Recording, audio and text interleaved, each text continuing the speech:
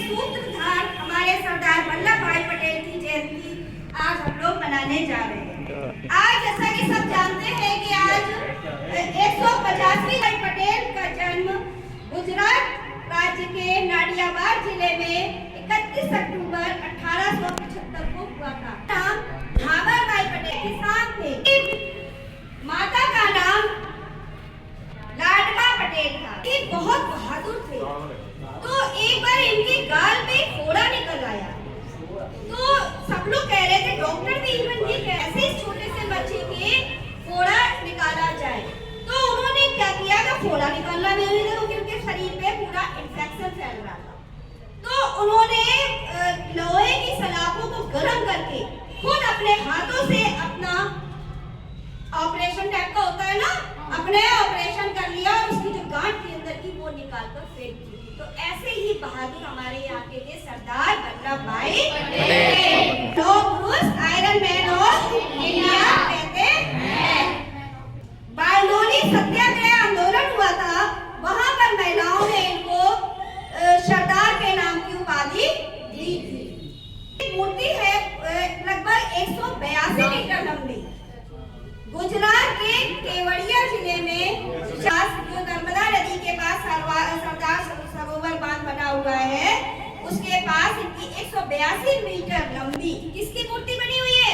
Iron की, लोहे की स्टैच्यू ऑफ यूनिटी। क्या थे?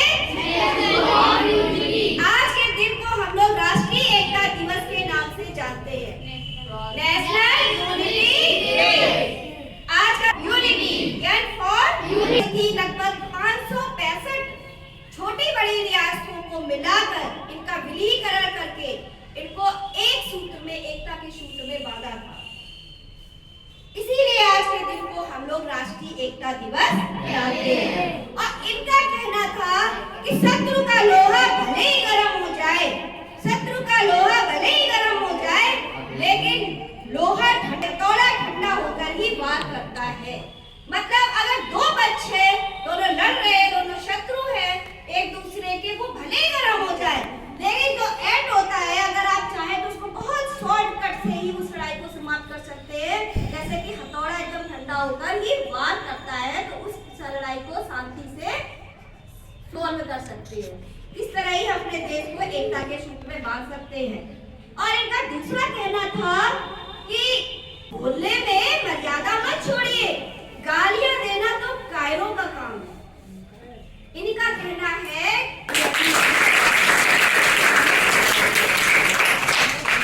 बोलने में मर्यादा मत छोड़िए, गालियां देना तो कायरों का काम। तो गाली देना कायरों का काम है, किसने कहा? सरदार वल्लभ भाई पटेल।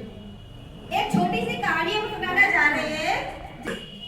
एक साधु बाबा थे, वो बैठे तपस्या कर रहे थे, और एक लड़का आता था डेली आके पत्थर मार देता था साधु बाबा को, खूब गालियां देता था, चला जाता था।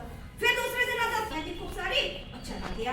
ऐसे करते करते उसने लगभग 15 दिन बोला, कभी तो उसको गुस्सा आएगा साधु बाबा को, और गुस्सा आया नहीं साधु बाबा को। वो आया तो झगड़ा के रख दिया उसको साधु बाबा को।